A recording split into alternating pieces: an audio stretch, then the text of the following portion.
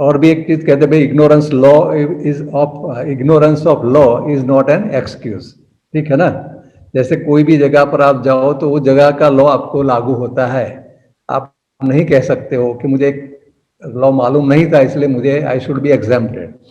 Similarly karmic law और आघात प्रत्याघात का लॉ जो है वो एप्लीकेबल है हमें। ठीक है। तो अगर हम जानेंगे तो भी एप्लीकेबल है, नहीं जानेंगे तो भी एप्लीकेबल है। तो इसलिए जानने से हमें बहुत बड़ा फायदा होता है। इससे if you ask me the most worthy thing to know as a human being, this is I will give number one. Right. कहीं भी नॉर्मली आप जहां भी जाते हो वहां के रूल्स रेगुलेशंस कस्टम अगर पता करते हो तो उसके मुताबिक आप रहते हो तो आपको ज्यादा अड़चन कुछ रहेगी नहीं। हर एक जगह के भी अलग अलग कस्टम्स होते हैं, but in this world this is the thing which is applicable. So in that connection, I think author has also given very important importance to this topic, and uh, we can say this is a karmic law. So far, it applies to us living beings and human beings especially. So this law, popularly known as karmic law, deals with a simple fact in the worldly existence that whatever good or bad things we do come back to us in a similarity of experience. क्या कहते हैं इसमें, please listen to the word, very important. They come to back to us, the originator. ठीक है, उसी को ही मिलेंगे। जैसे मोबाइल का है, मैं आपको मोबाइल करता हूं तो आपका कोड है तो आपको ही मिलता है, इसमें कोई गड़बड़ होती नहीं। Like that nature is a very big system, particularly जो ओरिजिनेटर है उसको ही उसका रिएक्शन जाता है। उसमें कोई आप you cannot manipulate anything. Right. दादा भगवान ने सिंपल लैंग्वेज में भी कहा है कि भाई you are whole and sole responsible for yourself. Now thinking over this and once we are convinced, okay, when we understand this law, so whatever good or bad things are happening to us or we encounter, first thing, beginning diagnostically is also that this is my result of my actions. Okay, come back to us. How do they come back to us? They come back to us in a similarity of experience. ठीक है। जो मैंने जो किसी को कुछ दिया दुख, तो मुझे सिमिलरिटी ऑफ एक्सपीरियंस आएगा। For example I will tell you, just it occurs to me, कि माने कि आपने, मैं शुक्ला साहब के एक बार घर पर गया तो उनको पता है कि मुझे खाना पसंद है, तो उन्होंने मुझे वो खाना दिया। तो जब वो मेरे घर आएंगे तो मुझे उन्होंने जो खाना दिया वो मैं नहीं दूंगा, मैं उनकी पसंद का दूंगा। Okay, because he gave me my choice, so I was happy, so he gave me happiness, not the thing. Okay, so same thing he will reciprocate, and I will reciprocate.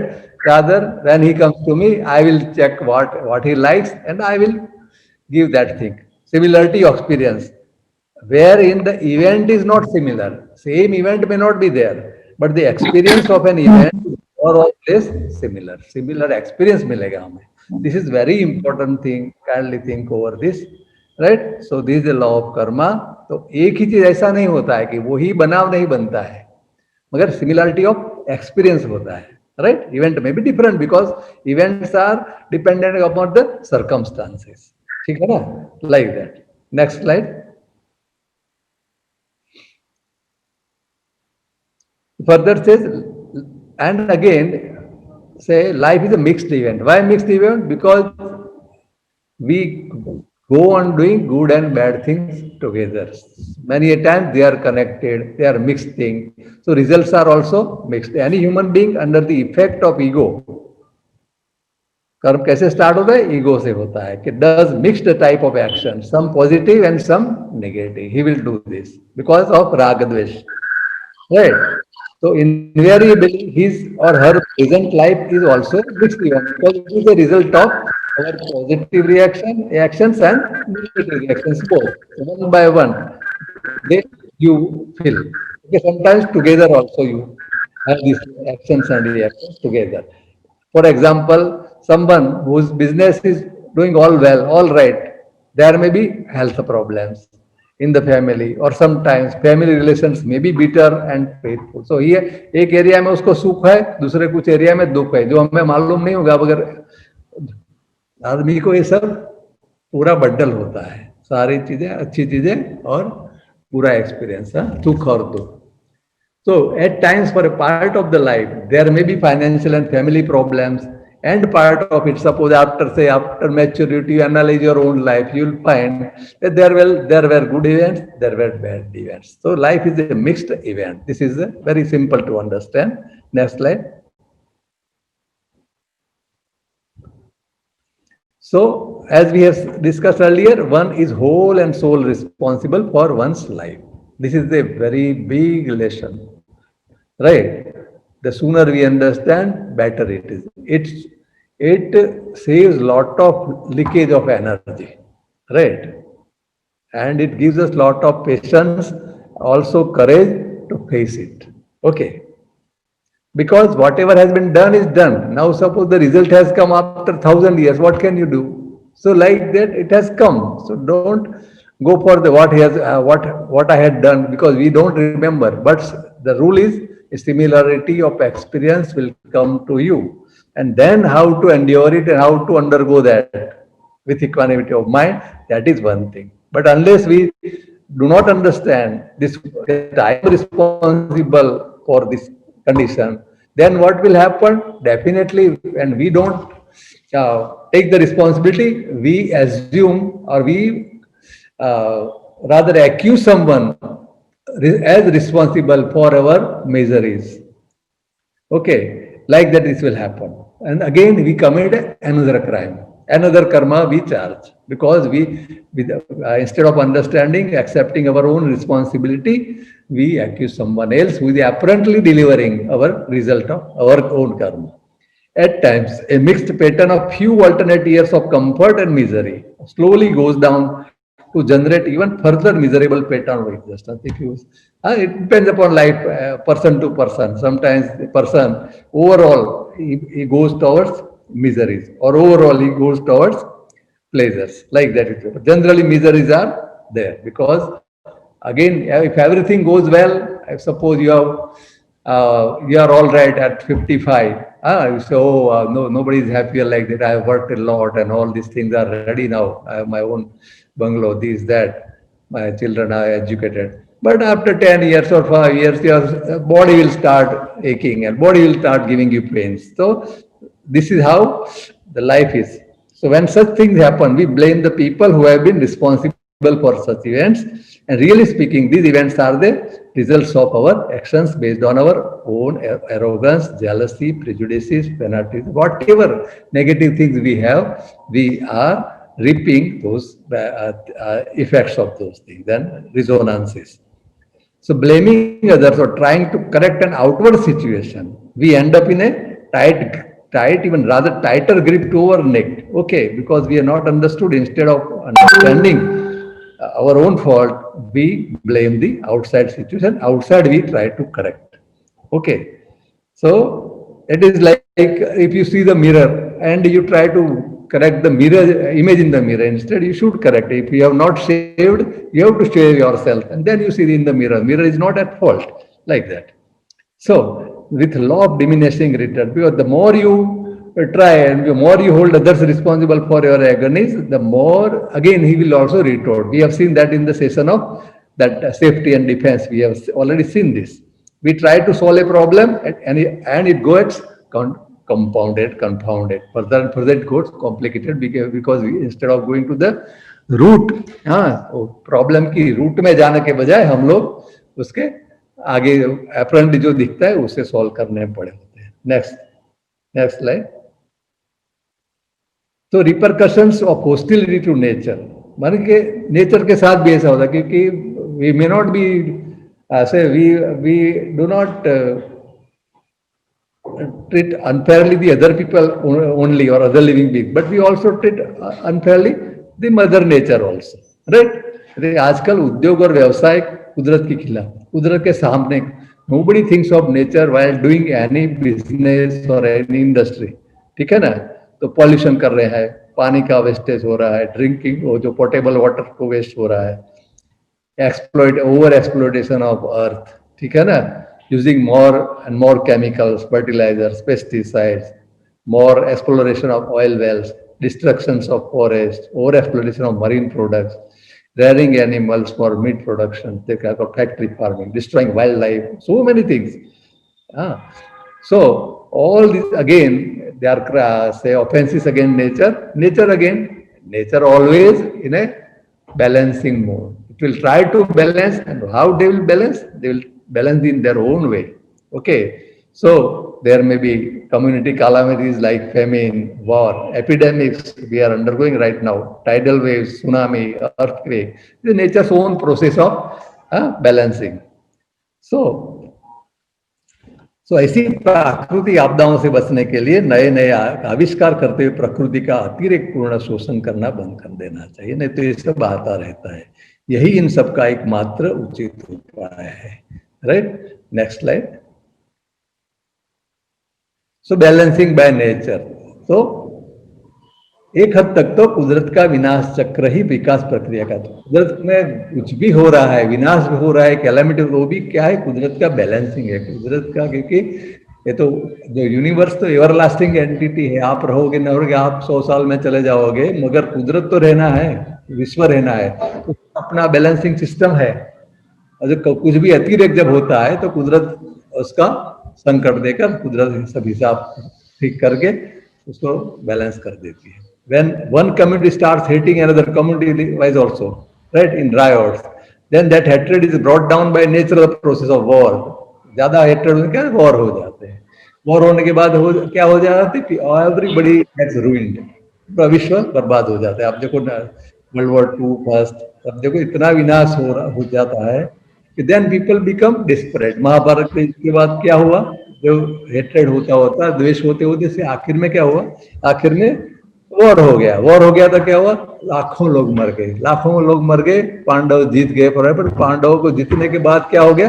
वैराग्य हो गया, अरे यार क्या किया हमने, इतना राज्य मिला पर कोई है ही नहीं, इतने लोग मर गए, अपने मर गए, पराये मर गए। तो like that at the end of the height of it, अपना देश का हाइट ऑफ इट हाइट क्या है कि द्वेष करते करके वॉर हो जाता है। फिर यू रियलाइज कि ये सब फ्यूटाइल है, उसका कोई अर्थ नहीं है, निरर्थक हमने युद्ध किया। People become weak, poor. There was serious poverty around the world, entire world. आप देखो 1935 के बाद जो विश्व में इतनी पॉवर्टी आ गई बिकॉज ऑफ वॉर्स। पहला वॉर हो गया, बाद में अरे अगेन 25-30 ईयर दूसरा वॉर आ गया। तो अल्टीमेटली क्या है? This is the thing, and they people become weak, poor, leads them to spiritual. फिर वो सोचने लगते हैं कि ये क्या हुआ वगैरह वगैरह, which works in the direction of, फिर क्योंकि आप में शक्ति ही नहीं तो आप क्या हेट्रेड करोगे? फिर धीरे धीरे आपको समझ में आ जाएगा। These are all system going on. Next slide.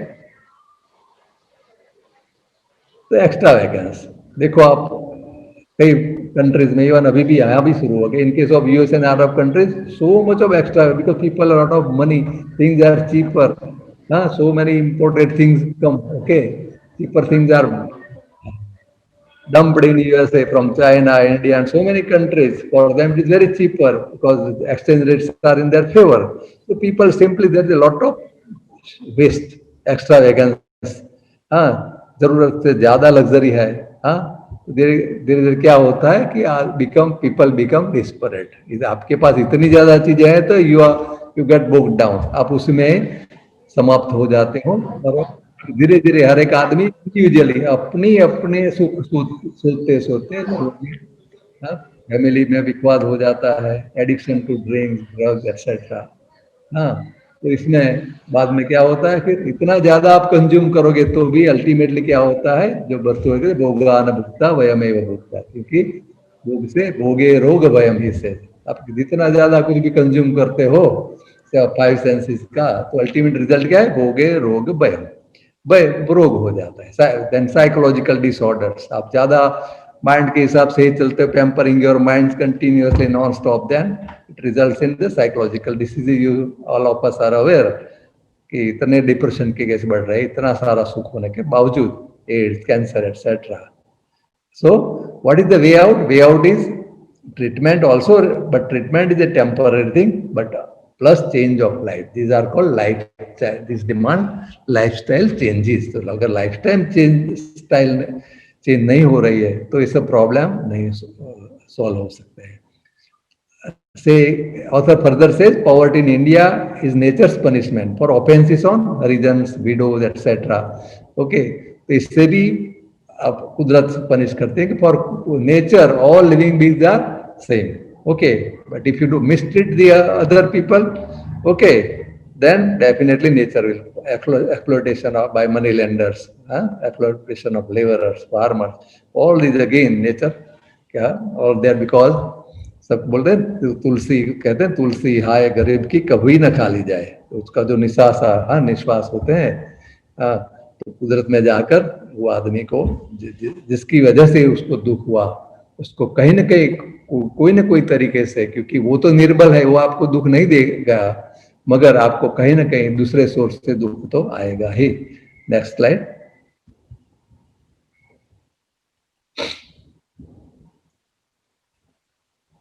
So, whenever we kill any living being, insult anyone, or develop prejudice towards individuals, these negative impressions get stored in our brain.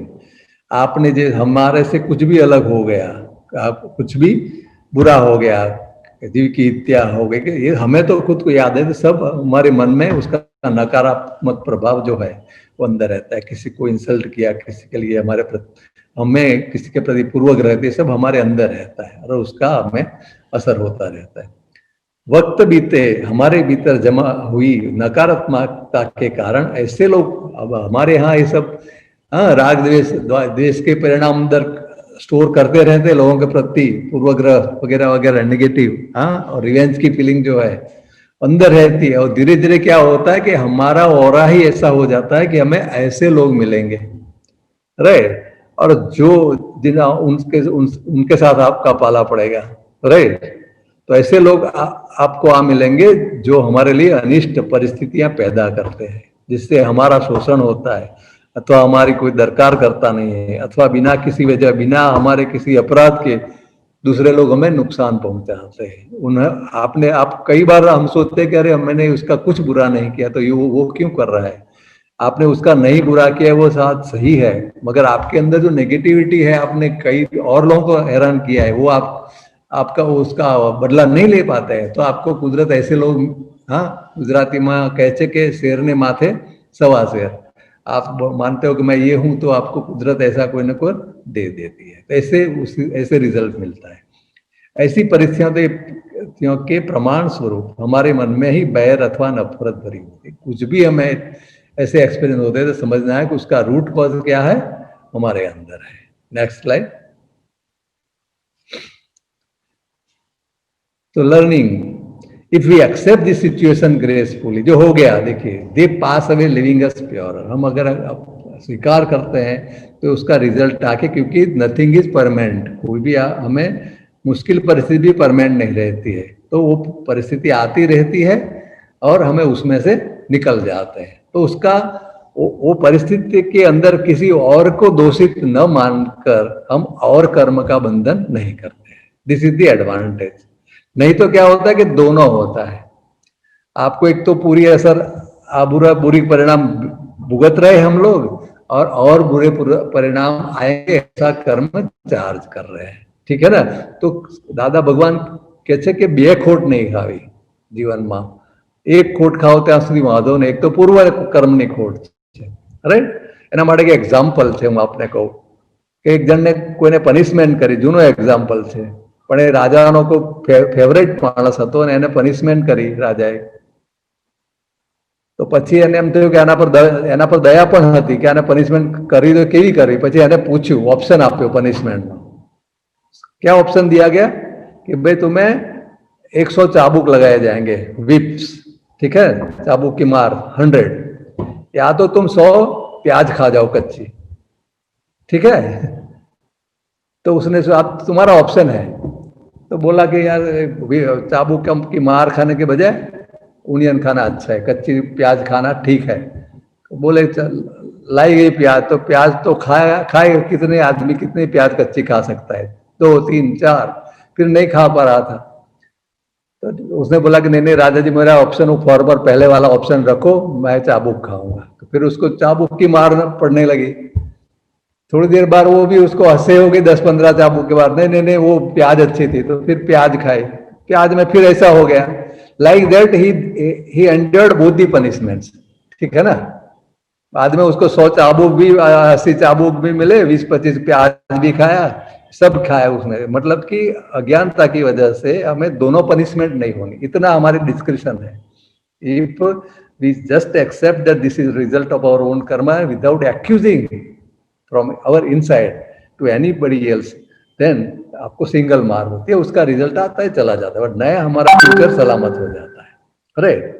So way out of our difficulty is the acceptance of difficulty and not fighting outside. Okay, right.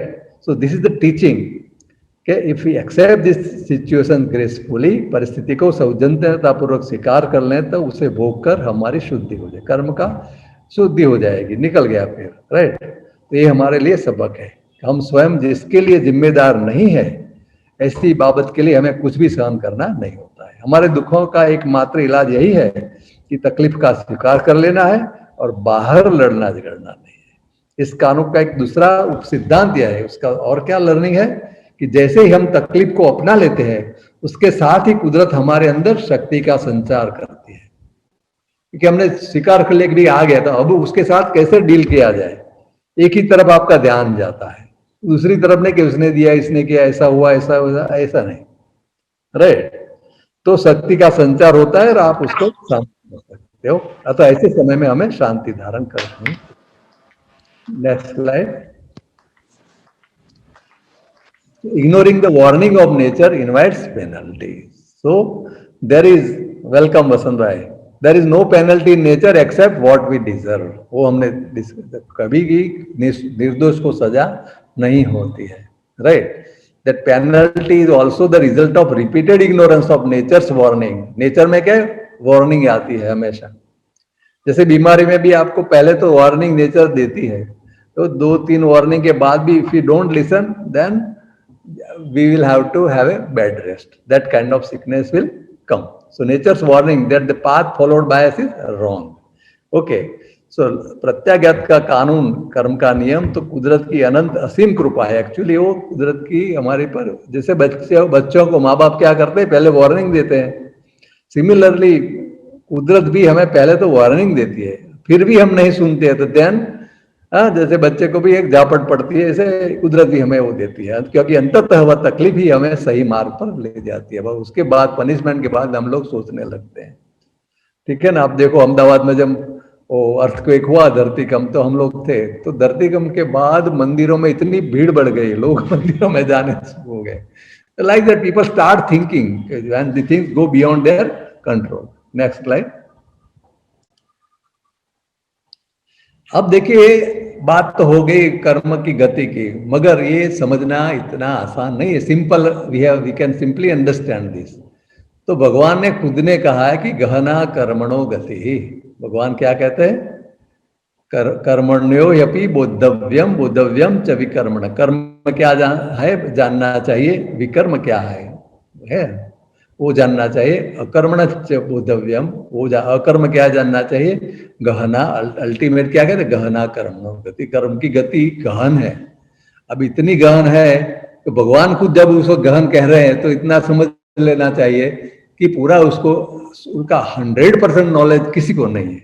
When God himself says, ठीक है, कि कर्म की गति गहन है, तो जितने शब्दों में व्यक्त हो गई, जितने पहले ज्ञानियों ने, महापुरुषों ने जितना समझ में आया, जितना शब्द में आया, संजोगों के हिसाब से उतना समझाया। माने भगवान ने गीता में भी युद्ध के समय जितना समझा सकते थे उतना समझाने का प्रयत्न किया है, मगर वो गहन है। एक शब्द में भगवान ने कह दिया है कि never think that will fully understand what is गहना, कर्म की गति क्या है। ओके। हाँ, अभी करुण दादा दीदी भी हमें एक साल पहले बाद में बताया, भाई देखो भाई, कर्म की गति बहुत गहन है, पूरे हम लोग नहीं समझ पा रहे। Right. We are trying to understand whatever they have said, but full understanding is very difficult. Dada Bhagwan ने क्या कहा इसमें, the world is the puzzle itself. Puzzle जैसा में लग ही रहा है, but it is always in principle. मगर इतना समझना है कि ये प्रिंसिपल के हिसाब से चलता है। और क्या है, कर्म के चार्जिंग, नए कर्म के चार्जिंग के लिए कौन सक्षम है? केवल मनुष्य ही सक्षम है, उसको ही नया चार्जिंग होता है, दूसरों को केवल डिस्चार्ज होता है, कर्म का परिणाम होता है। Next slide. और दादा भगवान ने इसको बहुत सिंपल भाषा में समझाने का प्रयत्न किया है। वो कहते हैं कि दादा इसके there are 40 lakh layers among human being में कर्म चार्जिंग होता है, और उसमें भी 14 लाख लेयर्स है। इतने बेसिक लेयर, इतने तरह के ह्यूमन बींग्स होते हैं, और एक ही एक लेयर में अगेन दूसरे सब लेयर होते हैं, और उसमें इवोल्यूशन होता है। जो डार्विन की थियरी का हमने सेशन था, उसमें था ना ह्यूमन बींग इवोल्यूशन का, जो अमीबा से होता है धीरे धीरे होकर ह्यूमन बींग होता है। तो ह्यूमन बींग में भी आने के बाद दादाजी कहते हैं कि अफ्रीका में होता है, ऐसे ऐसे अलग अलग कंट्री घूमता घूमता वो जीव हमारे हजारों लाखों जन्मों के बाद हिंदुस्तान में जन्म लेता है। इसलिए हिंदुस्तान को कर्म भूमि कहा है, और कर्म यहाँ आने के बाद उसको पूर्व जन्म का ज्ञान हो जाता है, कुदरती, naturally, because is evolved human being. हाँ, तो इसलिए भारत में जन्म दुर्लभ कहा गया है। तो इतना हमेशा याद रखना है हम लोगों को कि जब हमारा भारत में जन्म हुआ, तो मतलब कि हमारा जन्म और हर एक जगह पर हो गया है। तो सब सीखते सीखते हम यहाँ आए हैं। क्या सीखना बाकी था? पुनर्जन्म। तो यहाँ जन्म हुआ तो हमें ऑटोमेटिक पूरा डेवलपमेंट के हिसाब से हमें पता चल जाता है कि एक जो मैं एक तो पुनर्जन्म वो मानने लगते हैं, और कर्म की थियरी उनको समझ में आने लगती है। और उसके बाद का जो इवोल्यूशन है वो अपने हाथ में है, राइट। तो भारत का मनुष्य, उसको ईश्वर बोला जाता है कि वो अपना भाग्य विधाता खुद है। वो अपने हिसाब से फिर वो पीछे भी जा सकता है, आगे भी जा सकता है। तो भारत का मनुष्य होने के बाद वो पशुगति में भी जा सकता है, नरक में जा सकता है, देवगति में जा सकता है, और मोक्ष को भी जा सकता है, और मनुष्य का मनुष्य भी हो सकता है। इतना सारा उसको इंडिपेंडेंस है, right. So 40 layers. When one reaches the top layers through evolution, one gradually takes birth nearer to the boundaries of India की बाउंड्री के नजदीक आता आता कई जन्मों के बाद इंडिया में एंटर होता है।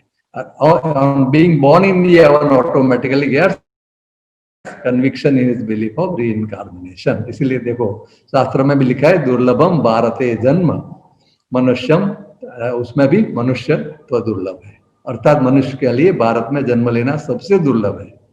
तो हमेशा कभी भी भारत भूमि को कर्स मत करो, ये चीज है। नहीं तो फिर से तो इतना हमें आनंद होना चाहिए कि चलो हमारा इतना हम एक्सपीरियंस है कि हमें भारत में जन्म हुआ, राइट। और क्या है दुर्लभ, और भारत में जन्म होना, उसके बाद क्या दुर्लभ है? 3 चीजें आदि शंकराचार्य भगवान कहते हैं, मनुष्यत्वम मुमुक्षुत्वम। भारत में जन्म होना एक दुर्लभ है, उसमें भी मनुष्य होना दुर्लभ है। मनुष्य के बाद मोक्ष की इच्छा होना मुमुक्षुत्वम, हाँ, वो इससे भी दुर्लभ है, और इससे भी महापुरुष संश्रय है। इसमें भी अगर महापुरुष ज्ञानी पुरुष का मुलाकात आपको हो जाती है तो इससे भी दुर्लभ है। So this is how the importance of कर्मभूमि भारत। तो never curse our motherland. Next slide.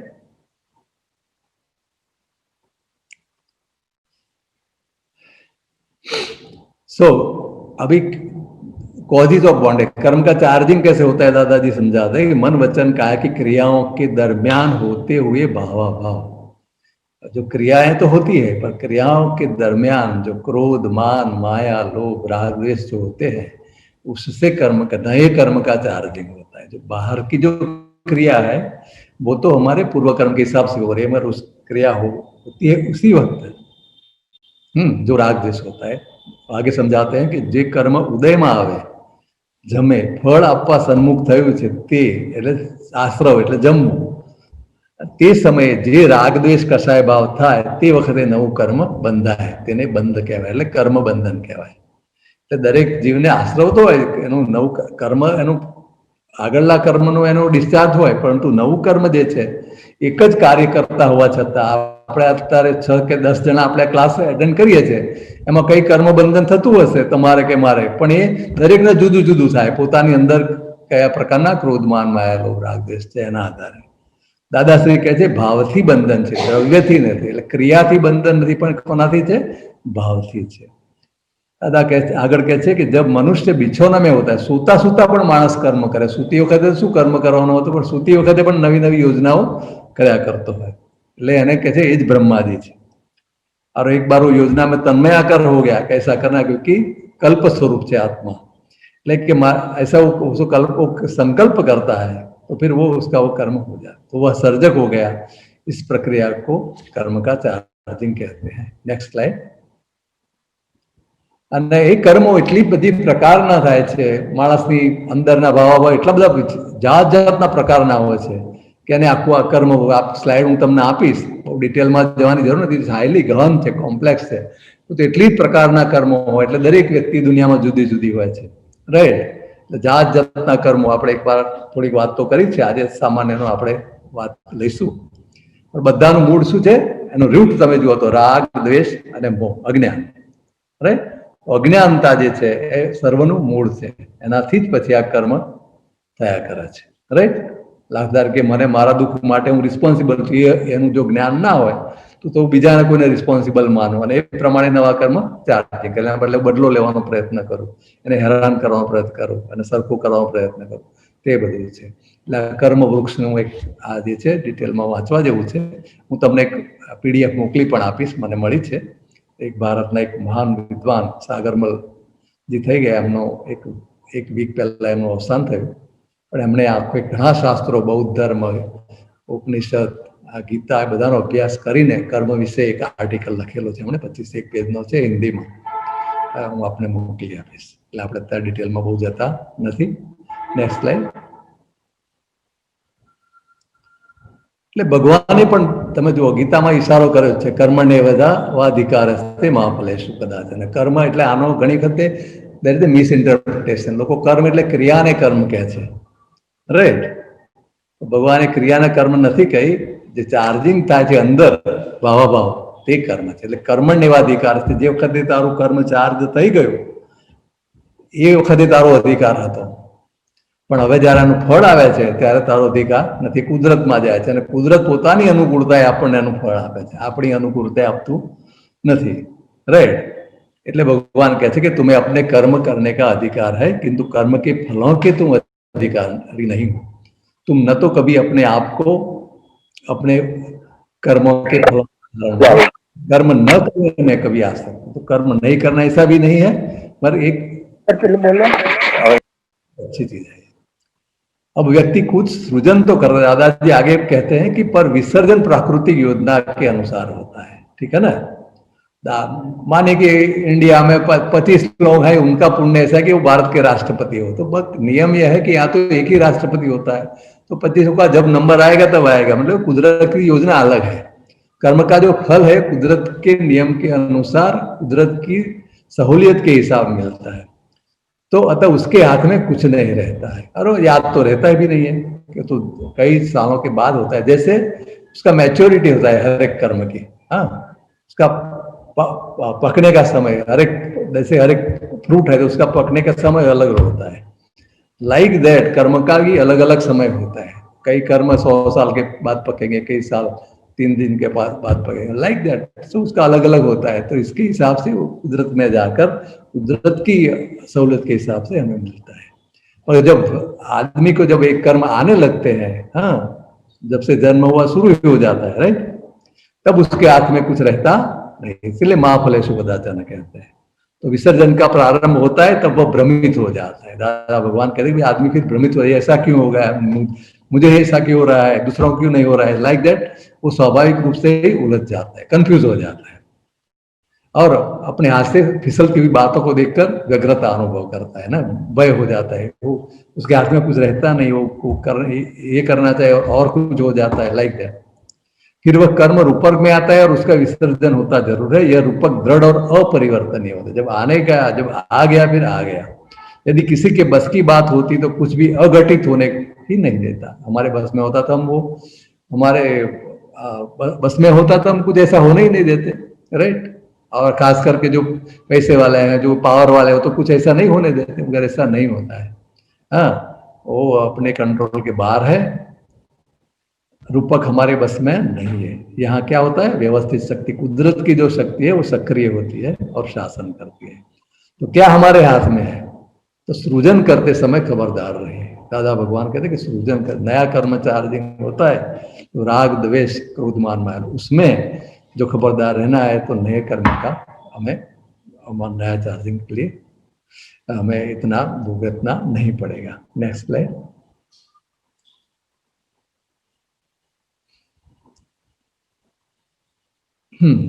कर्मों कर्म का बॉन्डेज के थोड़ा आगे हम लोग जाते हैं। कर्मों का असर चेतना से जुड़ने पर होता है।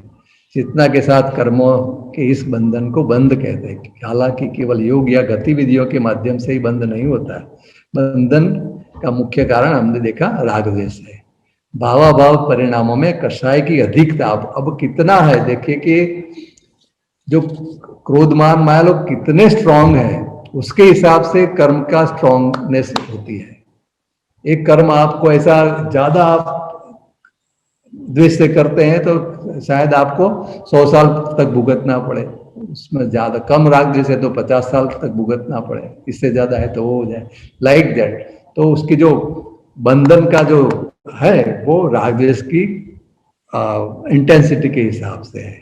लाइक तो कषाय की अधिकता या मंदता होने पर आत्मा के प्रदेश पर सबसे अधिक या कम सकम होते हैं, तब परमाणु भी ज्यादा अथवा कम बनते हैं। जैसे अधिक चिकनी दीवार पर, हाँ उसमें एग्जाम्पल दिया है कि भाई आप निकलो तो ज्यादा अगर ऑयल लगाया हो तो दीवार पर ज्यादा धूल लगेगी, लाइक दैट। तो एक तरह का गम है जो कषाय है, जो हमारा एक तरह का गुंदर है, हाँ एडेसिव है। तो जितना कषाय ज्यादा है उतना ज्यादा स्ट्रॉन्गर कर्म होता है। क्रोधमान मायालोभ की इंटेंसिटी के हिसाब से कर्म की इंटेंसिटी बढ़ती है, not the based of only action. हाँ, this is a very big finding and it is very helpful. और वो कर्म के समझने के लिए दो भाग किए गए हैं कि एक घाती कर्म है जो आत्मा की शक्तियों को अंतराय करती है। आत्मा की क्या शक्ति है? ज्ञान, ज्ञान दर्शन समझना और ज्ञान, ठीक है, मोहनीय मोह जो होता है वगैरह। और अंतराय, अंतराय की आत्मा की अनंत शक्ति हो तो भी हमें हर एक चीज हमें प्राप्त नहीं होती है। तो जो अंतराय, ये चारों चीज क्या होती है? हमारी सभी शक्तियों को रोकती है, इसलिए उसको घाती कर्म कहते हैं। और घाती कर्म क्या है? वो भी कर्म तो जो पूरी जिंदगी हमारे साथ फिजिकल बॉडी के साथ रहते हैं और आसपास का जो सर्कमस्टांसेस, उसमें क्या है? वेदनीय है, जो हमें शरीर में सुख दुख की जो वेदना होती है वो नाम कर्म, जो बॉडी के रिलेटेड है हमारा, हमारी personality related, can say in short, ये सब नाम कर्म है। गोत्र कर्म जो हमारा जो कुल में जन्म होता है वो गोत्र कर्म है। आयु कर्म जो हमारा आयुष्य है। ये चारों मतलब टोटली 8 कर्म है। अल्टीमेटली उसका जो बंधन कैसे होता है वो आपको पीडीएफ में देख सकते हो, थोड़ा तो हम इसमें ले लेंगे। स्थिति बंध हमारी बात होगी, ड्यूरेशन ऑफ कर्म वो, और अनुभाग इंटेंसिटी ऑफ कर्म, दोनों कषाय के हिसाब से होता है। एंड क्वांटिटी ऑफ कर्म, वो सब all this 3 are related to our क्रोधमान माया। Next slide.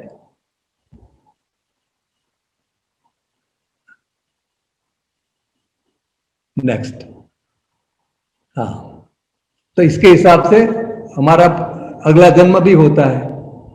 नरक आयु, नरक में कौन जाएगा? राइट, तिर्यंच आयु पशु पक्षी में, मनुष्य, या देवयान। इसमें भी टिका है जो बहुत आरंभी हो, शील रहित हो, तीव्र लोभी हो, रौद्र ध्यान, किसी को दुख देने का उसको हमेशा प्लानिंग करता है, जो हिंसा से खुश होता है, पाप कार्य करने की बुद्धि है। पाप और पुण्य का तो सिंपल दादा भगवान ने डेफिनेशन दिया कि दूसरे जीवों को सुख देने की भावना वो पुण्य है, दूसरे जीवों को दुख देने की भावना ये पाप है। राइट, तिर्यंच आयु पशु पक्षी में जो जीव विपरीत मार्ग का गलत उपदेश कर रहा है, ठीक है ना, जैसे मैं आपको गलत कुछ बात करूं उपदेश के रूप से, तो उपदेश नहीं तो हमारा तो टीचिंग है, मगर उपदेश अगर कोई गलत कर रहा है तो भले और अच्छे मार्ग का नाश कर रहा है जो गुड़ अर्थात दूसरे को मालूम न होवे ऐसा जिसके हृदय का परिणाम हो, मायाचारी कपटी, आर्त ध्यान परिणामी, जो बहुत चिंता कर रहा है, चिंताग्रस्त, बिना हक का उपयोग परिणामी, ये सब लोग जो है वो तिर्यंच आयु का बंधन होता है। वो अपने नाम का आयुष्य कर्म होता और नाम कर्म बोलते हैं उसको, ऐसा ही शरीर मिल जाता है। मनुष्यायी आयु किसको मिलता है? जो जीव स्वभाव से जो मिडल में रहता है, मंद क्रोध वाला हो, दान में प्रीति युक्त हो, शील संयम रहित हो, अपने हक का ही उपभोग करता हो, मध्यम गुणों का, मध्यम मिडल वे वाला जो है। क्योंकि मनुष्य कितनी बहुत, मनुष्य का तो इतना इम्पोर्टेंस है, आप दूसरे जानवरों में कितना दुख देखेंगे तब पता चलेगा। हाँ, तो वो मनुष्य होता है जिसमें बैलेंस में है। और देवायु कौन है? जिसको आत्मा का अनुभव है, या तो आत्मा के रास्ते पर जा रहा है कुछ, हाँ, और बिल्कुल हमेशा दूसरों को सुख देने की भावना रखता है, अपने हक के भोग उपभोग, संपत्ति तक अपनी मर्यादा रखता है, दूसरों के हितार्थ अपने मन वचन का उपयोग करता है। ये सबके हिसाब से देवगति। इसलिए जो हमारा स्वस्तिक है, आप देखो, इस पूरी स्लाइड नहीं पढ़ोगे तो भी चलेगा, स्वस्तिक देखो, स्वस्तिक दादा भगवान ने समझाया है कि चारों गति का द्योतक है वो। ये चारों गति इसमें दिखाई गई है कि आपको जहां जाना हो जाओ। इसलिए हमारे सनातन धर्म में किसी भी शुभ कार्य करने से पहले हम लोग स्वस्तिक लगाते हैं। आप नई कार लाओगे तो उस पर क्या दोगे? स्वस्तिक की, मैं इसका सदुपयोग करूंगा। और उसमें चारों तरह का हमें ख्याल है। जागृति के लिए हमारे ऋषि मुनियों ने कितना अच्छा रखा है कि हर एक चीज के लिए आप, हाँ, स्वस्तिक का इस्तेमाल करो एंड बी अलर्ट। देखो यार, ये चारों में से मुझे कहाँ जाना है, राइट। और बीच में इसमें मोक्ष गति, पंचम गति है, राइट। तो हिंदुस्तान का मनुष्य जहां जाना है वहां जा सकता है। Next slide. और ये भी हमारी एक बार बात हुई, क्योंकि जनरली ये कंफ्यूजन हो रहा है, लोग क्रिया को कर्म कहते हैं। दादा कहते हैं जो क्रिया है कर्म नहीं है, कर्म तो अंदर भावाभाव है, वो कर्म है। वो दादा भगवान ने बिल्कुल क्लियरली इतना बहुत बड़ा समझ दिया, इससे काफी गुत्थियां सुलझ गई है। हाँ, कि कर्म के हिसाब में जो कंफ्यूजन थे, बहुत कुछ दादा भगवान ने अपने विज्ञान में देखकर सॉल्व कर दिया है। तो एक ये चीज है कि जब कर्म है, क्रिया कर्म नहीं है। क्रिया क्या है? कर्म का फल है। देखिए चंद्रकांत जी, आप टीचिंग कर रहे हो तो क्या है? वो आपका कर्म नहीं है। तो कहने के लिए दूसरे अर्थ में कह सकते हैं कि अपना रोल है, ड्यूटी है, वो ठीक है। बट कर्म के यस सर की भाषा में वो कर्म फल है। क्या कर्म फल है? आपने भावना की थी पहले कि मुझे कोई अच्छा पवित्र धंधा प्रोफेशन मिले, तो फिर वो मिलता है, ठीक है ना। अब आपका एक दूसरा भाई है, वो डॉक्टर हो गया। अभी आपको कंफ्यूजन हो रहा है कि मैं टीचर हो गया, रे मेरा भाई डॉक्टर हो गया, तो डॉक्टर होना अच्छा है। तो फिर आप यहाँ भी दुखी रहते हो, और करोगे तो आप तो रहोगे तो शिक्षक ही, क्योंकि आपने पूर्व का चार्जिंग शिक्षक का किया है। लाइक दैट आदमी कंफ्यूज होता रहता है दूसरों को देखकर।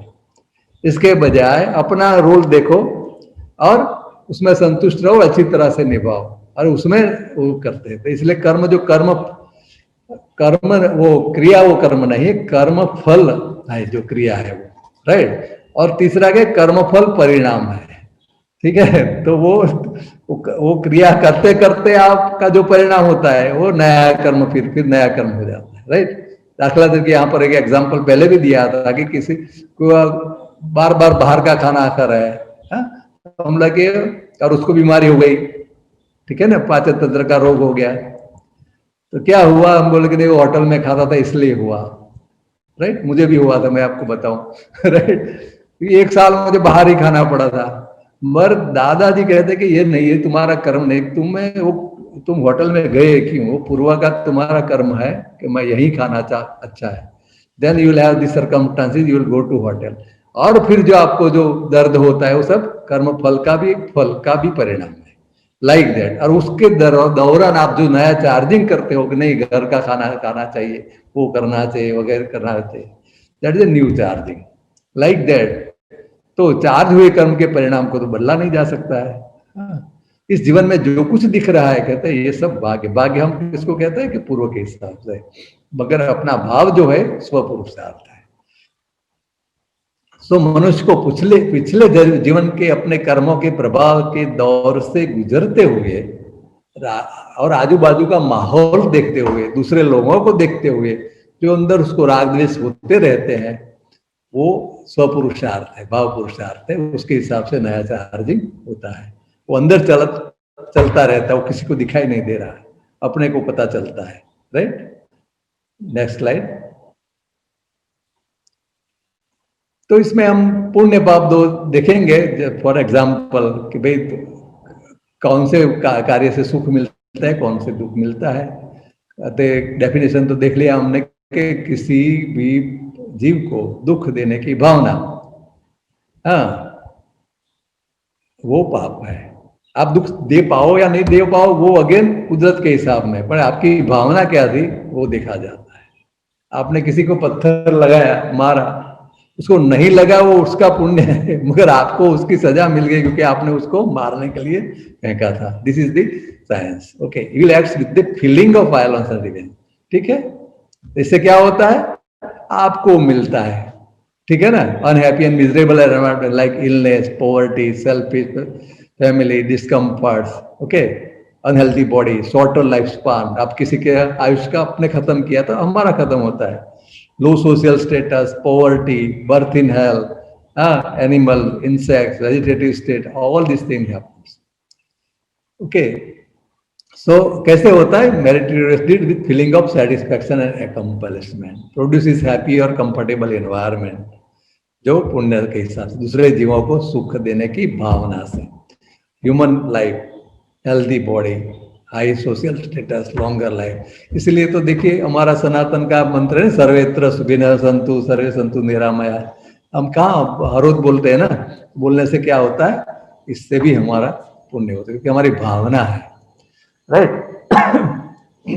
Life span, spiritual family, comfort, luxury, all these things are the result of our पुण्य। provides further opportunity to a soul to be free from karma through prevention है। इससे अच्छी आध्यात्मिक विकास की अपॉर्चुनिटी मिल रही। For example we are affiliated to HSRC, this is the result of our कुछ some पुण्य कर्म, otherwise it may not be available. Population of Surat is 75 lakhs people. Okay, in the initial stage of spiritual progress you need, देखिए अध्यात्म प्रगति के लिए भी पुण्य का समर्थन होना जरूरी है।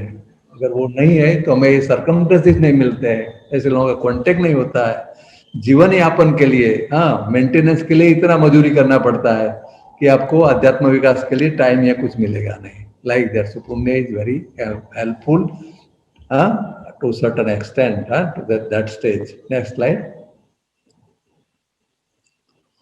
तो ये तो डिटेल में लिखा है, मगर सिंपल देखना, किसी को सुख होता है जैसा कुछ भी करो, खाना दो, राइट, अन्न पान, पानी पिलाओ, हाँ, पहले लोगों को प्याऊ लगाते थे ना, अन्न पान, आश्रय स्थान, इसको बैठने की जगह दो, शयन, वस्त्र, मानसिक कुछ है, मानसिक कुछ किसी को दुख है उसको आश्वासन दो, ठीक है ना। हमारे यहाँ नहीं है कि कोई बीमार होता है तो हम उसको देखने जाते हैं, कोरोना में नहीं जाते थे, जनरली जाते थे। अब आपके जाने से क्या होता है, ऐसा नहीं है। मोहम्मद पैगंबर ने किसी आदमी को,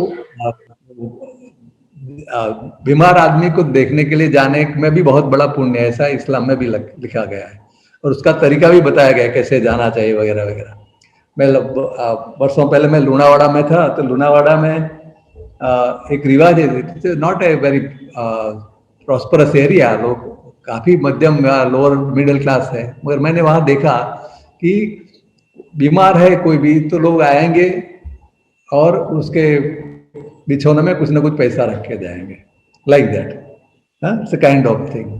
इवन ट्राइबल एरिया में मैं था तो वहां रिवाज था, कोई भी एक्सपायर हो गया तो लोग घर से, अपने घर से एक एक लकड़े का टुकड़ा लेके जाएंगे स्मशान के लिए। दिस हाउ पीपल, हर एक जगह कुछ ना कुछ होता है। आप साबरकाठा में जाओ तो इतने सारे पंखी घर है वहां पर, हर एक गांव में आपको पंखी घर मिलेगा, पंखी के लिए दाना लोग लगाते हैं, राइट। मैं जहाँ रहता हूँ एक साल में शायद 200 मन, हाँ, इतना तो अनाज पंछियों को खिलाया जाता है मेरे गांव में खुद में, राइट।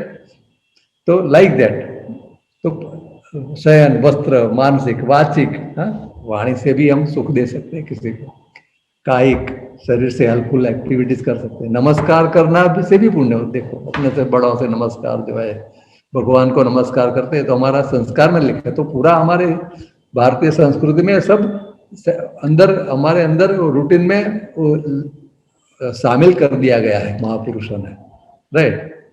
Next slide. पाप में क्या है, उसे बिल्कुल उल्टा है, वेरी सिंपल, वो वायोलेंस, अनट्रूथ, थेफ्ट, ठीक है, किसी की दूसरे की चीज ले लेना, इलिसिट सेक्स, देन परिग्रह, ज्यादा कुछ जरूरत नहीं है तो भी हम इकट्ठे करते जाओ तो क्या है, दूसरे लोगों के का कोटा हमारे पास, आपको जरूरत नहीं है उतनी, इससे ज्यादा चीजें नहीं इकट्ठा करना चाहिए। That is another understanding, it takes time to understand but it is a fact. मतलब कि आपके पास घर है, आपके पास पैसा, इतना ज्यादा पैसा, इसका मतलब यह नहीं है, दादा भगवान ने, this very finer thing, but let me tell you, we are a limited group, क्योंकि आपके पास पैसा इतना, इसका मतलब नहीं कि सूरत में आप 10 घर खरीद लो। इससे क्या है कि you are raising the prices, you are helping the, क्योंकि you are accelerating unnecessary demand. तो जिन लोगों के पास पैसा नहीं है उसको घर खरीदने में मुश्किल होगी, like that. So positiveness is also kind of, right, anger, क्रोधमान माया लोभ तो वही, राइट। नेक्स्ट, राग द्वेष कलह, एक्यूजेशन, किसी पर आरोप करना, गॉसिप, अननेसेसरी, मतलब उसकी निंदा चुगली, criticism, like and dislike, malice, wrong belief, ये सब आपके कारण है। Next slide. और जीवन में फिर ये सब आपको मिक्सचर में होके मिलेगा। तो 4 तरह के मिक्सचर बताए गए हैं। एक पुण्यानुबंधी पुण्य है, आपको ऐसा रिजल्ट आया कि आपको ऐसे सरकमस्टेंसेस मिलते हैं कि आप और पुण्य करते जाओ, आप अभी तो सुखी हो और पुण्य करने का आपको अवसर मिलता है, right. So that is called a पुण्यानुबंधी पुण्य। कई बार ऐसा होता है कि पापानुबंधी पुण्य, आपको आपने ऐसे पुण्य तो किए हैं मगर ऐसा सरकमस्टेंस मिलता है कि आप डाउन ही जाओगे, क्योंकि पुण्य से ही आप कुछ ना कुछ पैसा, अगर आपका ज्यादा है, ज्यादा सहूलियत है, तो क्या करोगे, ज्यादा पावर है तो दुरुपयोग करके आप नीचे भी जाओगे, वही पुण्य आपको नीचे ले जाएगा। दादाजी कहते हैं कि वर्तमान काल में ज्यादातर लोगों के पास पापानुबंधी पुण्य है, राइट। उनके पास इतनी सारी संपत्ति है, मगर वो करते क्या है, मिसयूजिंग एंड गोइंग डाउन। तो पुण्यानुबंधी पुण्य इज बेटर, पापानुबंधी पुण्य ज्यादातर आपको देखने लगी। और पुण्यानुबंधी पाप भी होता है, आपके पास इतनी समझ है, राइट, वो पूर्व में कोई पाप हो गए हैं तो समझ भी है और पाप भी हो गए, तो आप पाप का फल भुगत रहे हो, unhealthy body, poverty, social status नहीं है, मगर समझ से क्या हो, नए पुण्य का अर्जन कर रहे हो। ये पुण्य करने के लिए पैसे की जरूरत है ऐसा नहीं है, भावना है, राइट। कोई भी जगह पर आदमी पुण्य अर्जन कर सकता है, जहां पर उसका जो रोल है वो अच्छी तरह से यूज करके, ओके। और पापानुबंधी पाप, कई लोग ऐसे भी होते हैं अभी दुख भुगत रहे और अधिक और पाप कर्म कर रहे हैं, तो पापानुबंधी पाप वाले लोग भी होते हैं। Unhealthy body, poverty, no social, still they are committing crimes and all this things. Next slide. तो पुण्यानुबंधी पुण्य जब होता है तो आपको महापुरुषों का संग होता है, राइट। पापानुबंधी पुण्य होता है तो आप you are always in amassing the money, कि इतना कैसे ज्यादा करूं, मैं करोड़पति हूं तो मैं अबजपति कैसे हो जाऊंगा, वगैरह। You will never think of religion और गोइंग टू द महापुरुष। फिर क्या है, आगे बढ़ के समझने के बाद क्या करना चाहिए आदमी को, समझना क्या चाहिए, संवर। संवर कर्मों की रोग को संवर कहते हैं। जैसे नैया में छेद हो गया और अंदर से पानी दाखिल हो रहा है, this the example given, okay, in scriptures. तो अंदर से पानी, तो कर्म अंदर से दाखिल हो रहा है तो क्या हो, नाव हमारी डूब जाएगी। तो उसको कैसे बंद कर दो, ठीक है ना, वो छेद को, तो उसको संवर बोलते हैं। ये शुरुआत है, क्योंकि पहले उसका नया पानी आना तो बंद होना चाहिए, दैट इज ए संवर, ओके। जिस रास्ते से कर्म प्रविष्ट हो रहे हैं ये बंद किए जाए। कौन से रास्ते हैं, सम्यक लाइट, सम्यक राइट बिलीफ, सम्यक ज्ञान मिलना एक तरह का संवर है। ऑब्जर्वेंस ऑफ वाउस, आप कुछ निश्चय करो कि मैं नहीं करूंगा, राइट। जैसे वितरागों ने सप्त व्यसन दिखाया है, तो कि भाई ये मैं नहीं करूंगा, मैं हिंसा नहीं करूंगा, मैं नॉनवेज नहीं खाऊंगा, स्टॉपेज ऑफ इट्स समवर, ठीक है ना, क्योंकि दूसरे को दुख नहीं हो ऐसा मैं करता हूं जितना मेरी हैसियत है उसके हिसाब से। But decision is very important. Decision लेने के बावजूद भी अगर हो जाए तो हमारी रिस्पॉन्सिबिलिटी कम हो जाती है। इसलिए दादा भगवान ने इसमें क्या कहा है कि सुबह में आप घर से निकलने के वक्त बोलो कि प्राप्त मन वचन काया थी आ जगतना कोई पण जीवने किंचित मात्र दुख न हो न हो न हो, ऐसा डिसाइड करना, दैट इटसेल्फ इज ए संवर। ओके, तो इसमें हमारी अवेयरनेस रहती है। फिर अवेयरनेस, जागृति रखना, ठीक है, जयना भी बोलते हैं, पैशनलेसनेस, क्रोध माया मान माया लोभ की मंदता, एंड पीसफुलनेस ऑफ वाइब्रेटिंग। तो जब भी भावना करनी हो तो क्या करनी है, दूसरों की और सब लोगों के सुख शांति की भावना करना भी एक तरह का संवर है। It stop the inflow of कर्म। नेक्स्ट, एग्जॉशन, निर्जरा, जो पानी दाव में दाखिल हो गया क्या उसको निकालते जाओ। ओके, क्योंकि और कर्म जो है तो अपने आप मैच्योर होकर निकल रहा जाता है, मगर उसके वक्त तो नया कर्म जो हमारा चार्जिंग नहीं होता है तो धीरे धीरे हम हल्के होते जाते हैं। Right, so that is it depends upon our जागृति एंड नॉलेज। इसके लिए दादा ने भी एक सिंपल उपाय नवकलम का दिखाया है। राइट, नवकलम जो 9 है वो इतनी अच्छी है, इससे हमारा क्या होता है कि जो नया हमारा जो, जब हमें सुख दुख आ रहे हैं, मगर हमारा नया डिसीजन क्या है, एवरी डे बोलते हैं कि कुछ भी नहीं आए तो दिन में 3 बार, सुबह शाम बपोर, 3 बार ये नवकलम याद करो आपके इष्ट देव को याद करके। इससे क्या होता है कि हमारा संवर हो जाता है, हम डिसाइड करते हैं कि मैं ऐसा नहीं करना चाहता। राइट, और नए कर्म they are discharged without giving, without charging new karmas, like that. It's a wonderful thing that Bhagavan has given. Okay, so it becomes difficult to be free of karma, therefore one should destroy the karma before they produce the result. अब हाँ, एक भी चीज है कि देखिए ये जन्म हो गया तो हमारे जो कर्म मैच्योर हो गए थे वो इस शरीर में आ गए और वो they will operate. It doesn't mean कि अभी इमेच्योर कर्म पूर्व जन्म के भी काफी हमारे बाकी है, हर एक के पास होते हैं स्टॉक में, नहीं तो दूसरा जन्म कैसे होता है। तो वो जो मैच्योर नहीं हुए कर्म उसको भी हल्का किया जा सकता है, शरीर में आ गया फिर नहीं कर सकते हो, ठीक है। तो जो मैच्योर नहीं हुए वो कर्म भी हमारी अभी की भावना के हिसाब से वीक हो रहे। तो प्रार्थना जो है, प्रार्थना है, भक्ति है, हाँ, और ये जो हमारी नवकल में है जो एक प्रार्थना ही है, इसके हिसाब से क्या है, पूर्व के जो हमारे स्टोर में है मैच्योर नहीं हुए कर्म वो हमारे हल्के हो जाते हैं। इतना बहुत बड़ा बेनिफिट है। उसमें केवल एक ही एक्सेप्शन है, तो निकाचित कर्म। निकाचित मीन से बहुत इंटेंसिटी के साथ जो बंदे हैं, सपोज हमारे कोई भी कर्म ऐसे है जो माता पिता संबंधी है, राइट, मातृवध, पितृवध, गुरुवध, गुरु के प्रति हमारा जो बहुत बड़ा अगर अपराध किया हो, राइट, महापुरुषों के प्रति जो अपराध किया हो, वो सब निकाचित होते हैं। उसका तो रिजल्ट तो आएगा ही आएगा, आप कुछ भी हो जाओ, but they are very few. Other than those जो दूसरे कर्म सत्ता में मतलब कि स्टॉक में रहे हो, वो हमारी अभी की प्रार्थनाओं से, भावनाओं से हर रोज हल्के हो जाते हैं। इसीलिए हमेशा कुछ ना कुछ हमें 24 आवर्स में at least 60 minutes we have to spare for this, which will solve this, lighten our previous karmas, right? तो पतंजल योग सूत्र में थोड़ा रेफरेंस है इसका, हेयम दुखम अनागतम, जो दुख नहीं आया है, राइट, उसके लिए भी उपाय करना चाहिए। That is what he has given a hint. निर्जरा इज डन बाय, कैसे निर्जरा होती है, इंटरनल एक्सटर्नल पेनांस से। Next will see that.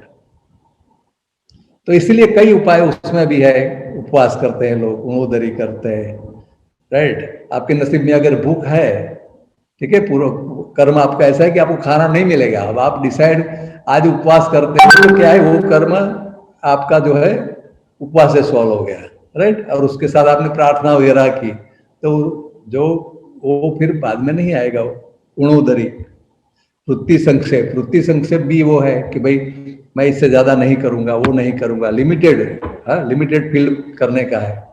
वो भी है महात्मा गांधी, आपको याद होगा, मैं चार चार चीज से ज्यादा नहीं खाऊंगा, उनका नियम था। Like that there are various ways, अपने संजोगों से हिसाब से लोग अपना वो, जैन धर्म में उसको अणुव्रत बोलते हैं। हर एक जगह, हर एक संप्रदाय में कुछ न कुछ ऐसा होता है, राइट। और कई कुछ दिन के लिए भी ऐसा होता है, राइट। एकादशी वगैरह वगैरह, सर्टन रूल्स आते हैं। संलीनता, मेडिटेशन, काय क्लेश, रस त्याग वगैरह वगैरह, बाह्य तप, दीज आर ऑल एक्सटर्नल तप। इससे भी ज्यादा इफेक्टिव क्या है? इंटरनल तप, अंतर तप। अंतर में जो तप होता है वो बहुत पावरफुल होता है, वो दादा भगवान ने बताया है। Next will C. इंटरनल पेना जो है, अंदर के आपके जो अंदर जो कर्म अभी आए नहीं है, उसको जला देते हैं, प्रायश्चित, वीक कर देते हैं। मतलब प्रायश्चित, जो कुछ भी हमें अभी पता नहीं कि मुझे ये दुख क्यों आ रहा है, ठीक। नवकल में क्या है, एक तरह का प्रायश्चित भी है, ठीक है। तो प्रायश्चित से भी हमारे कर्म का निर्जरा होती है, और नए कर्म का। इसलिए आलोचना, प्रतिक्रमण, प्रत्याख्यान बोला है कि मैं कर्म का स्वीकार करता हूं मेरे इष्ट देव के आगे, फिर पश्चाताप करता हूं और डिसीजन लेता हूं प्रत्याख्यान कि मैं अभी फिर से नहीं करूंगा। इसलिए क्या होना है कि हर रोज करना चाहिए। तुरंत हो जाए तो बिल्कुल अच्छा है, मगर इस जमाने में शायद न हो सके तो शाम तो जितना हमारे से किसी को दुख हो गया है उसको याद करके करके भगवान के समक्ष आलोचना, मतलब कि भगवान समक्ष कबूल करना चाहिए कि भगवान मेरा ये भूल हो गई, मैं उसकी माफी चाहता हूँ, फिर से ऐसा नहीं करूंगा। प्रायश्चित, विनय, विनय इज ऑल्सो काइंड ऑफ निर्जरा, ठीक है ना। हमारे एल्डर्स के साथ जो विनय जो है, वो वैयावृत्त सर्विस, सेल्फलेस सर्विस, जहां भी आपको मिले, टीचर्स, एल्डर्स, सीख, नीडी, ये भी एक तरह का हमारी कर्म की निर्जरा होती है। अच्छी तरह स्वाध्याय, देखिए हमारी समझ में वृद्धि करने के लिए जो प्रयास किए जाते हैं सम्यक ज्ञान प्राप्त करने के लिए, दैट इज ऑल्सो ए निर्जरा। फॉर एग्जाम्पल, हम लोग अभी ये बात कर रहे हैं, that means we are here only, we are not anywhere else. अगर ये नहीं कर रहे होते तो we would have been doing something else, ठीक है ना। हम कोई हॉरर फिल्म देख रहे होते तो हम कुछ और चार्जिंग कर रहे होते, लाइक दैट। तो good use of time in studies, ध्यान, रिलीजियस मेडिटेशन का सर बोलते हैं, भी तरह का ध्यान है। External internal aspects and objects, हर का नीति नियम वगैरह जो बोलते हैं ना, नियम, व्रत नियम। कई लोग जप का नियम करते हैं, कोई माला का नियम करते हैं, मतलब कि उस वक्त वो समय आप दूसरा कुछ नहीं कर रहे हो। These are all अंतर तत्व, internal penance. Give up all egoistic thoughts, किसी को करता नहीं मानना। हमारे दुख के लिए सबसे बड़ा अंतर तत्व क्या है? हमारे दुख के लिए किसी और को करता नहीं मानना, वो सबसे बड़ा अंतर तत्व है। वो दादा भगवान ने कहा कि अंदर से भले आपको ऐसा लगे, और बार बार अपने मन को समझाना है कि भाई मेरे दुख के लिए और कोई जिम्मेदार नहीं है। तो ये सबसे बड़ा अंतर तब दादा भगवान ने बताया, जिससे बहुत सारे कर्मों की निर्जरा हो जाती है, निकल जाते हैं without giving you new charging effect. Next slide. इसलिए कविराज ने भी एक पद लिखा है, कारण कार्य रूपांतर, राइट। मैं I will send you that पद। It gives a full theory of कर्म, कॉज इफेक्ट।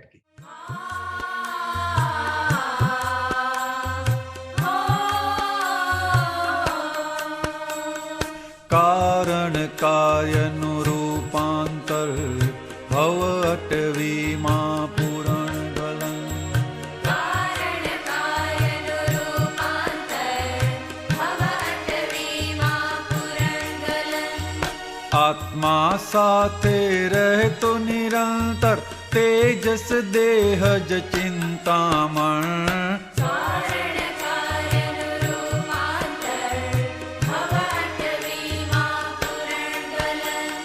मननी अवस्थागत दर्शन तन्मयकार वृत्ति कारण।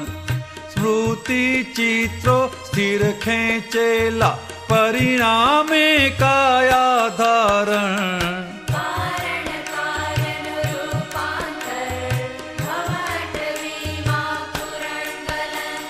चेतन कल्पक शक्तिश्वर ધારણ કરતા જ્ઞેયાકાર, જ્યાં જ્યાં કર્યા ચિત્રામણ ત્યાં રૂપક ભોગતા તદયાકાર. કારણ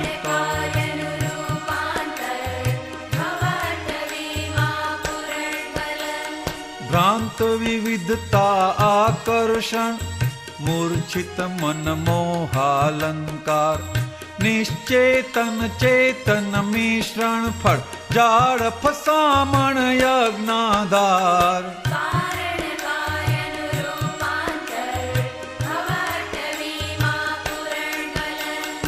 અંતસ્કરણના ચારે ભાગ, મન બુદ્ધિ ચિત્ત અહંકાર, ચિત્ત સંગે ચેતન ઢસડાય, ખેંચે ચિત્રો સૂક્ષ્માકાર.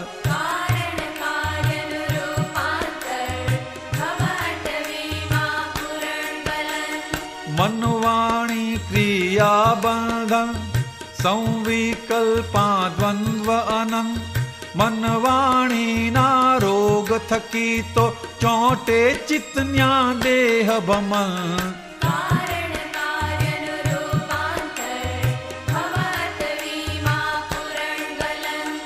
ઉદ્ગલ બાજી જો ધૂળ પાણી, અવસ્તુ નાટક જાણી, વસ્તુત્વે આત્મા જ અસંગી, સિદ્ધ મંદિર જો પીછાણી.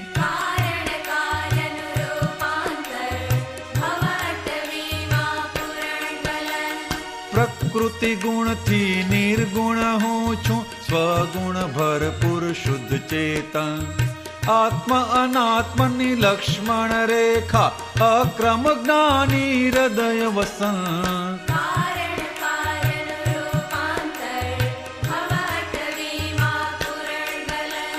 મુક્તિ સુધી તેજસ દેહે, તત્પશ્ચાત રૂપાતીત હું, માગ્યા એવા વરસ્યામે હે, માગ્યા એવા વરસ્યામે હે, દાદા ચરણે મોક્ષ લઉં.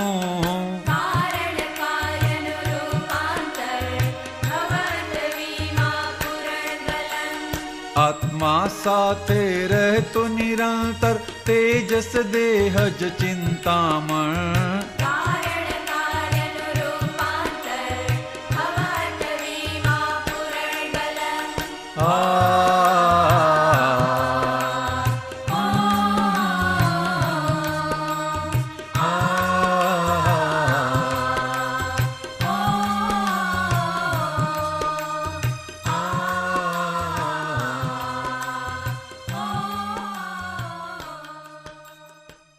So with this, we are finishing this session on karma, and we can have 5 minutes any discussion if you want. Welcome. Sorry, બહુ દિવસથી થતું નહીં હતું કારણ કે કંઈક ને કંઈક સંજોગો બધા આવ્યા કરતા હતા અલગ અલગ, નતું જોઈન થઈ શકતું. અંકલ, મને આપણે આર્દ્ર ધ્યાન અને રૌદ્ર ધ્યાન જે કહીએ છે ને, તો જે જૈન દર્શન પ્રમાણે છે અને જે દાદાજીએ કીધેલું છે, તે બંને જરાક મને દાદાજી વાળું જરાક મને ફોડ પાડજો ને, કે આર્દ્ર ધ્યાન અને રૌદ્ર ધ્યાન એ શું છે? એ બેમાં શું ડિફરન્સ લાગે તમને? એટલે એક તો આપણે પેલી કહેવાય ને કે એક ખોટ ગઈ છે, એટલે મોબાઈલ ખોવાઈ ગયો અને પછી આપણે એની પાછળ રડ રડ રડ કર્યા કરીએ અને ભૂતકાળમાં ને ભૂતકાળમાં જ રહ્યા કરીએ કે હાય મારો મોબાઈલ ગયો, હાય મારો મોબાઈલ ગયો, તો એ આર્દ્ર ધ્યાન. અને રૌદ્ર ધ્યાન એટલે આ મારી સમજણ છે. બરાબર છે. અને રૌદ્ર ધ્યાન એટલે કે આપણે જે વ્યક્તિ લઈ ગઈ છે સપોઝ, તો આપણે એની પાછળના કશાયો કરીએ કે સાલાનું નખો જ જાય ને એને બહુ હેરાનગતિ થાય ને એને આમ થાય ને તેમ થાય, એટલે જે આપણે પેલા ખરાબ ભાવો કરીએ છીએ તે પ્રમાણે. તો એક્ઝેક્ટલી આર્દ્ર ધ્યાન અને રૌદ્ર ધ્યાન એટલે શું? દાદાએ એક સિમ્પલ સમજાવ્યું કે પોતે પોતાને દુઃખ આપવું, એ આર્દ્ર ધ્યાન. જાતે દુઃખી થયા કરવું. એટલે આમાં તમારા મોબાઈલ નો જ આપણે એક્ઝામ્પલ લઈએ તો મોબાઈલ જવાથી જે આપણને દુઃખ થયા કરે છે, એકવાર ભલે થયું પણ કન્ટિન્યુઅસ દુઃખ થયા કરે છે, 7 વર્ષ સુધી ભૂલતા નથી આ જગ્યાએ મારો મોબાઈલ ગયો હતો. હવે એ અજ્ઞાનતાના કારણે થાય છે કે કોઈ વસ્તુ નિયમની બહાર થતી નથી. નથી. હવે આપણે આ કુદરતનો નિયમ ના સમજ્યા, હમ કઈ આ કાર્ય કારણ વગર કાર્ય હોતું નથી. નથી. એટલે આપણી વસ્તુ આપણી પાસે જાય ને એવો નિયમ છે. હમ એટલે આપણો એની જોડેનો સંબંધ જો આપણો પૂર્વનો આપણો હિસાબ ના હોય તો ના જાય. એ નિયમ જ છે. ભલે આપણા બહાર નોર્મલ કેર તો આપણે રાખતા જ હોઈએ છીએ. એટલે તે ના સમજવાના કારણે આ થાય છે. બરાબર. બરાબર. એ પોતાના જે થયા કરે મૂળ એનું અજ્ઞાનતા છે છેલ્લે તો. હમ અને કુદરતનો નિયમ આપણે સમજવા તૈયાર નથી, એની જોડે આપણે ફાઇટ આપીએ છીએ. હવે એ નિયમ કઈ ફાટે આપણને કોઈ અર્થ નથી. એના કારણે આ પોતે જે દુઃખી થયા કરે છે એ આર્ત ધ્યાન છે. અરે ઘણું ખરું આર્ત ધ્યાન આપણને સાચું જ્ઞાન મળવાથી સોલ્વ થઈ જાય છે. બરાબર. એને આર્ત ધ્યાનની પાછળ ને પાછળ ઘણી વખત રૌદ્ર ધ્યાન જોડાયેલું જ હોય છે. આમ કહેવાય તો આ તો ભલે જુદા પાડ્યા ભગવાને સમજાવવા માટે, પણ તમને આર્ત થાય એટલે શું થાય? પછી કોકને રિસ્પોન્સિબલ બનાવવાના છો, હમ ખરું કે નહીં? બીજાને જ બનાવીએ ને, પોતાને તો બનાવવાનું આપણે કરતા જ નથી. બરાબર. એટલે હંમેશા બીજા ના કરે એટલે રૌદ્ર ધ્યાન થાય કે હવે એને આમ કર્યું માટે આનું એ ભગવાન આનું આમ જજો, નફો જજો, ડીકણું પૂછું બધું થયા કરે. એટલે એ રૌદ્ર ધ્યાન થયું. એટલે નોર્મલી આમ સિંગ્યુલરલી આર્ત ધ્યાન બહુ ઓછા માણસોને થતું હોય છે. લગભગ આ બેઉ હાથે થાય. બરાબર. સિંગ્યુલરલી થાય તો એ વખાણવા પાત્ર કહ્યું છે કે ભાઈ ચાલો પશુ પક્ષીમાં આવી જશે. બરાબર. એટલે આ મતથી આર્ત ધ્યાન ને રૌદ્ર ધ્યાન, વસંતભાઈ મને કાયમ કે છે કે આપણા HSRC નો એક સિમ્પલ મોટો હોય ને તો આટલો જ છે કે માણસો કેમ કહીને આર્ત ધ્યાન રૌદ્ર ધ્યાન ઓછું થાય. વસંતભાઈ, આટલું જ જ્ઞાનની જરૂર છે. મોક્ષની વાત ભૂલી જવાની, મોક્ષમાં જવાનું તો એ તો પછી આગળ ઘણી વાર છે બધી વાત. પણ આર્ત ધ્યાન રૌદ્ર ધ્યાન બંધ થાય તો બી, અને એ થાય એવું છે, એ પ્રારબ્ધમાં નથી. તમે વાત કહી મુદ્દો કાઢ્યો કે આર્ત ધ્યાન રૌદ્ર ધ્યાન એ નસીબની વાત નથી, એ સમજણની વાત છે. સમજણની વાત છે. એટલે તમારો ખોવાઈ ગયો, મારો ખોવાઈ ગયો, ને વસંતભાઈ નો ખોવાઈ ગયો. ત્રણેય જણને જુદું જુદું આર્ત ધ્યાન થાય. વસંતભાઈ જેવા તો ખુશ થાય કે ચાલો ને કે આપણું કર્મ પતી ગયું. ઉલટું આર્ત ધ્યાન ના સંજોગોમાં ધર્મ ધ્યાન થાય. ખ્યાલ? એટલે પુણ્ય ઉત્પન્ન કશું નતું. આપણા જેવાને દુઃખી થાય તમે શાંતિથી બેસી રહો, મારા જેવો પેલા નોંધવા મારવા પડે. લાઈક ધેટ એમાંથી જુદા જુદા પરિણામો થાય એક જ બનાવના. એટલે આ એક વસ્તુ પણ બહુ મોટું કોન્ટ્રીબ્યુશન થઈ શકે એવું છે આટલું ખાલી સમજવા માત્રથી. અને એ પ્રારબ્ધ નથી, એ પુરુષાર્થ છે, આપણા હાથમાં છે એમ. કારણ કે થઈ ગયું ઓટોમેટિક. જો પેલી ઇફેક્ટ તો થવાની જ છે. મોબાઈલ જાય એટલે 2 સેકન્ડ 5 સેકન્ડ 15 સેકન્ડ કે કલાક થાય, પણ પછી એને પાછી લઈ શકે છે માણસ સમજથી. ના લે આ તો કે છે, આ તો બધા કે લાલાભાઈ ને ગયો તો ખબર પડે કે છે. બરાબર. તમારું ખબર પડે એમ કે તો એમ રે, પછી એને સમજ જોઈતી નથી. બરાબર. એ કન્ટિન્યુ રહે છે. બહુ સિમ્પલ, બહુ સારું છે આ વસ્તુ. બરાબર કે નહીં? રૌદ્ર ધ્યાન પણ એ રીતે આગળ જતા બીજાને પાછો આપણો બદલો લે છે, નુકસાન કરવા માંગીએ છીએ. ખરું કે નહીં? અને આપણે કરી શકતા નથી. પાછું તમારા કહેવાથી કે પેલા મોબાઈલ લઈ જવાનું લખું જતું નથી. અલ્ટિમેટલી આપણું જાય. આપણે ભાવ બગાડી દીધા. આપ્યું ને એટલે આપણે જેને આપ્યું એને જેને આપ્યું એ પાછું મળે.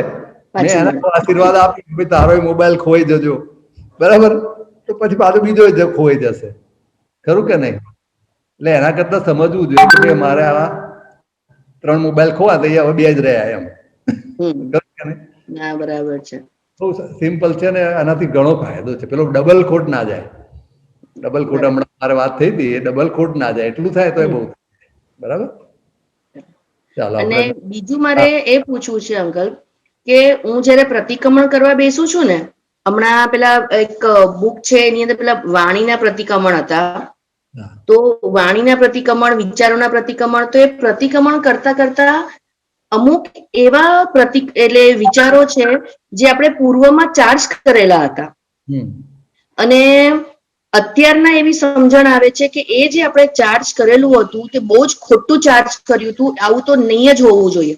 ફોર એક્ઝામ્પલ હું તમને એવું કહું તો હું જયારે નાની હતી ને આ વસ્તુ હું ભૂલી ગઈ હતી, પણ જેમ જેમ મેં પ્રતિક્રમણ કરવાના ચાલુ કર્યા તેમ તેમ મને યાદ આવી કે હું નાની હતી ને તો અમારા એક અંકલ હતા, એ અંકલ લોકો કશે બહારગામ જતા હશે ને એ લોકોનો એક્સિડન્ટ થઈ ગયો.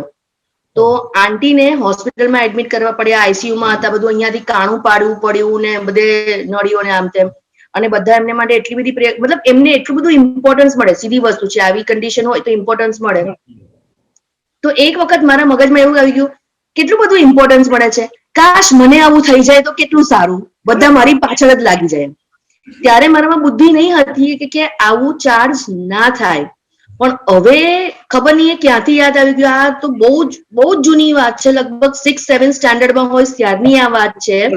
પણ અત્યારના મને યાદ આવ્યું ને અત્યારના હવે મને એવું થાય છે કે આ તો મેં કેટલું ભયંકર ચાર્જિંગ કરેલું છે. જો આવું થઈ ગયું તો કેટલું બધું લોસ જાય આત્માનો. સરફેસ પર આવ્યું, બરાબર. હા, તો હવે આને મારે કેવી રીતે વોશ આઉટ કરવાનું?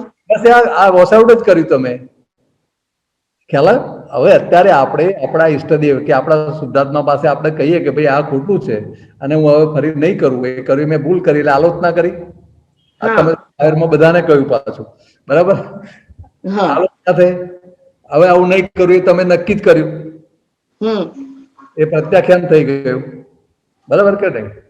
અને પસ્તાવ પણ થઈ ગયો, એટલે પછી ના આવે. અચ્છા.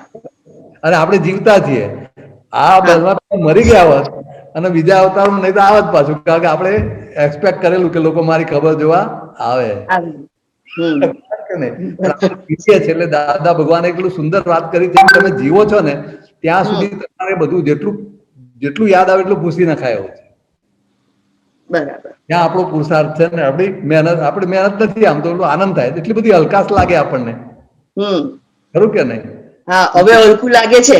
તમે કીધું ને કે ધોવાઈ ગયું એટલે હવે હલકું લાગે છે, નહીં તો મગજમાં એવું હતું કે આવું આવી ગયું તો ક્યાં જઈશું. તમે એક ચેક લખ્યો તો પછી ફાડી નાખ્યો, બરાબર. બરાબર. તમે ચેક પેલાને આપ્યો નથી અને પેલાને આપ્યો તો કે ભાઈ હમણાં બેંકમાં બેલેન્સ નથી, મૂકતો નહીં, અને ઉલટું બેંક વાળા કે સ્ટોપ પેમેન્ટ કરી દીધું, ખરું કે નહીં? શું થઈ ગયું? જીવો છો માટે. એટલે દાદા કહે છે તમે કોઈને કાગળ લખ્યો, આપડે બેન તો થયો હમણાં અને મેં લખ્યું કે આગળ તમારા હેલ્પફેલ લખી નાખ્યું, પણ મેં પોસ્ટ નથી કર્યો. ખ્યાલ છે?